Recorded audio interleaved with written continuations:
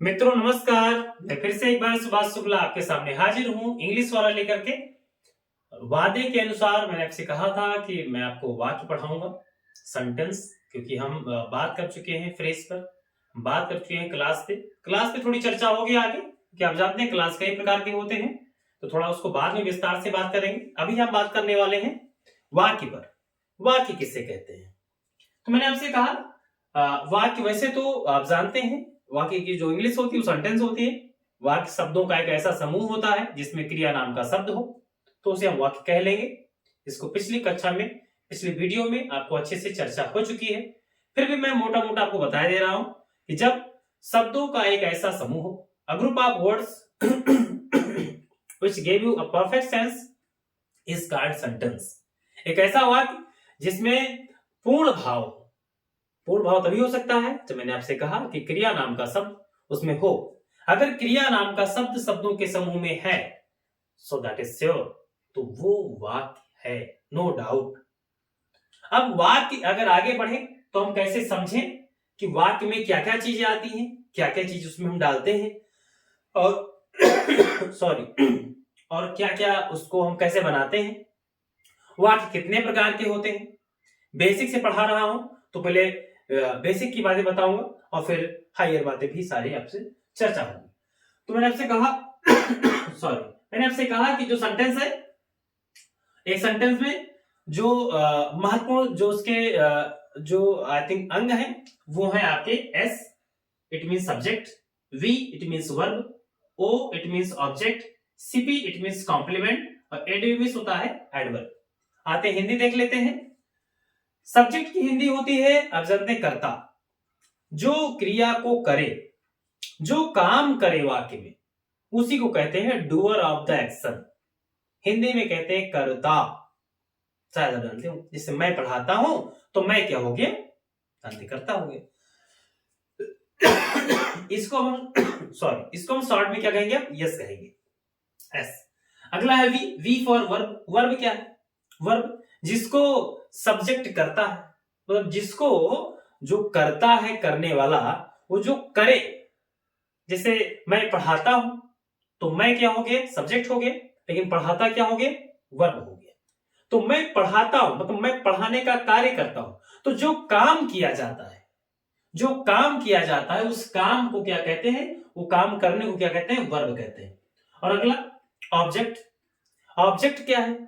Object की हिंदी होती है कर्म, मतलब जिस काम को किया जाए। जैसे मैं इंग्लिश पढ़ाता हूं, मैं अंग्रेजी पढ़ाता हूं, तो मैं हो गया आपका सब्जेक्ट, और पढ़ाता हो गया आपका वर्ब, और इंग्लिश हो गया आपका ऑब्जेक्ट। समझ में आ रहा है ना? बहुत इजी है, बहुत परेशान नहीं होना, बहुत प्रेशर नहीं लेना, बस आपको रोजाना पढ़ना है। मैं आपसे क्या कहा, मैं आपके साथ हूं भाई, तो जब मैं आपके साथ आ गया हूं तो फिर काहे की चिंता, इंग्लिश आ जाएगी। अब इंग्लिश का भूत निकाल दीजिए, बस आप रोजाना मेरे वीडियोस को देखते रहिए, अच्छे से देखिए। हाँ, हो सकता है अगर आप छोटे हैं तो एक बार में समझ में ना आए, तो उसको रिवाइज करिए, बार बार देखिए, 2-3 बार देखिए, और फिर कमेंट में आप लिख सकते हैं। मुझे विश्वास है कि आप यही लिखेंगे कि सर क्या बात, मजा आ गया। इससे सरल, इससे और कोई आसान तरीका नहीं हो सकता है आपको बताने का। ये तो आप जानते हैं कि बच्चों से बात करना क्लास में एक दूसरा मैटर होता है, लेकिन एक मतलब केवल कैमरे पे बात करना या कैमरे से बात करना इतना आसान नहीं होता। लेकिन मुझे ये विश्वास है कि आप उस तरफ से, आप कैमरे के उस तरफ से आप सुन रहे हैं मुझे सॉरी इसलिए मुझे शक्ति मिलती है, अंदर से ऊर्जा आती कि नहीं सुभाष उठिए, मुझे आपके लिए पढ़ाना है।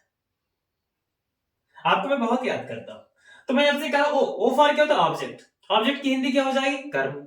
अगला स्टेप मैंने कहा सीपी। सीपी मींस होता है कॉम्प्लीमेंट। कॉम्प्लीमेंट क्या है? कॉम्प्लीमेंट की वैसे तो हिंदी होती पूरक, जैसे आप मेरे कॉम्प्लीमेंट, जैसे मैं आपका कॉम्प्लीमेंट, एक दूसरे के पूरक है भाई। ना आप मेरे बिना रह सकते हैं, ना मैं आपके बिना। तो आइए पढ़ते हैं। फिर है एडीवी, एडवर्ब। एडवर्ब की हिंदी क्या होती है, क्रिया विशेषण, मतलब ये बताता है क्रिया की विशेषता। जैसे नाउन और प्रोनाउन की विशेषता बताता है एडजेक्टिव, आगे बढ़ाऊंगा विस्तार से, ठीक उसी तरह वर्ब मतलब क्रिया की विशेषता बताता है एडवर्ब। कितनी आसान बात है। तो अब इसको हम शॉर्ट में कहने वाले हैं, दुखी नहीं होगा, अब इसको हम आगे बात करने वाले शॉर्ट में। तो लिखा हुआ है S plus B plus O plus CB plus ADB, पहला फार्मूला। दूसरा S plus B plus O plus CB, दूसरा फार्मूला। तीसरा S plus B plus O, तीसरा फार्मूला। और चौथा एस प्लस बी, चौथा फार्मूला। और आखिरी है वी। आप सोच रहे होंगे कि सर एक बात बताइए, आपने सीरियल से एक एक को हटाते चले आए पीछे से, लास्ट में आपने बी को नहीं हटाया, आपको यस को करना चाहिए। ये सवाल जब कोई लड़का लिखता है स्पीड में तो एक एक के बाद फिर वो अपना एक ऐसा सिस्टम बना लेता है कि हाँ शायद एक एक हट रहा है तो मुझे वी को हटा देना चाहिए। लेकिन भाई हम वाक्य पढ़ रहे हैं, और जब हम वाक्य पढ़ रहे हैं तो मैं आपसे कितनी बार बता चुका हूं कि वाक्य में क्रिया बहुत ही जरूरी है। अगर तुम वाक्य कहते हो तो इट मीन्स आप क्रिया कहते हो, अगर क्रिया नहीं, अगर वर्ब नहीं तो फिर वाक्य कैसा, तो फिर फ्रेज हो जाएगा, वाक्यांश हो जाएगा। आप सब जानते हैं पहले से अच्छे से, अगर आपने पीछे वाला वीडियो देखा है तो आप जानते होंगे कि किस तरह से शब्दों के समूह को हम फ्रेज कहते हैं बिना वर्ब के। लेकिन अगर वर्ब उसमें जुड़ जाए, इतना पावरफुल है वर्ब कि अकेला अकेला वाक्य को बना सकता है। लेकिन और किसी में है हिम्मत? ये सब लोग मुझसे बहुत परेशान रहते हैं, कहते हैं सर ये क्या कर रहे हो, लेकिन इनकी हिम्मत नहीं है कि अकेले आके वाक्य को क्रिएट कर दे। सब्जेक्ट अकेला कुछ नहीं कर सकता, बिल्कुल कुछ नहीं कर सकता, ऑब्जेक्ट कुछ नहीं कर सकता अकेला। अगर कॉम्प्लीमेंट एडजेक्टिव कुछ भी तुम लगा दो, कुछ भी लगा दो एक्सेप्ट वर्ब, तो वो वाक्य का निर्माण नहीं कर सकता मेरे भाई, नहीं कर सकता। तो इसलिए वाक्य जरूरी है, बिना इसलिए वर्ब बहुत जरूरी है, बिना वर्ब के आप वाक्य का निर्माण नहीं कर सकते। ठीक, तो आते हैं अब इसमें आपके समझ में आ रहा होगा कि तो हम इसको किस प्रकार का वाक्य कहें और ये कैसा वाक्य हो जाएगा। तो मैं आपको मोटा मोटा बता दूं कि ये जो ऊपर वाला है इसको कहते हैं कंप्लीट सेंटेंस, पूर्ण वाक्य। ये पूर्ण, इसमें इसके पांचों तत्व हैं, subject, verb, object, complement and adverb. और नीचे वाले में तीनों में या इन जो चारों में कुछ ना कुछ की कमी है। तो ये क्या है? ये अपूर्ण वाक्य।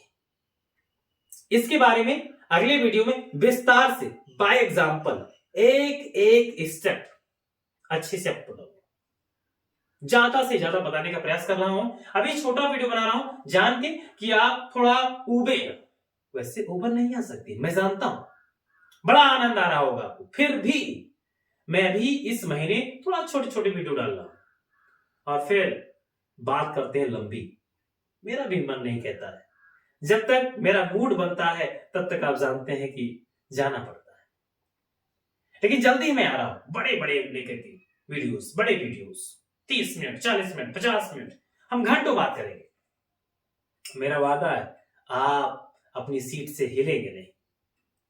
बहुत अच्छा है, इंग्लिश से सरल कोई लैंग्वेज नहीं भाई। आई लव हिंदी, मुझे हिंदी से प्रेम है।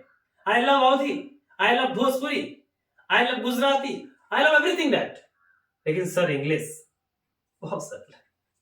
आप जानते हैं कि पूरी दुनिया में अगर आपको सैर करना है, टहलना है, तो इंग्लिश बहुत जरूरी है, ग्लोबल लैंग्वेज। लेकिन जो हमारी भाषा है या जो और भाषाएं हैं वो सीमित, उनका एक दायरा है। वैसे मैं इस कंट्रोवर्सी में नहीं फंसना चाहता हूं। सबसे बड़ी बात, सारी लैंग्वेज बहुत अच्छी होती, लेकिन मैं टीचर इंग्लिश का हूं तो भाई मैं इंग्लिश ही पढ़ाऊंगा। दैट्स ग्रेट, बहुत आसान है, बहुत आसान है, मैं सच बता रहा हूं।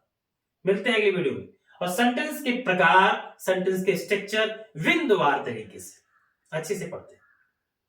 फिर मिलेंगे आपसे, अपना ख्याल रखिएगा और अपनों का। मिलते हैं फिर, जय हिंद।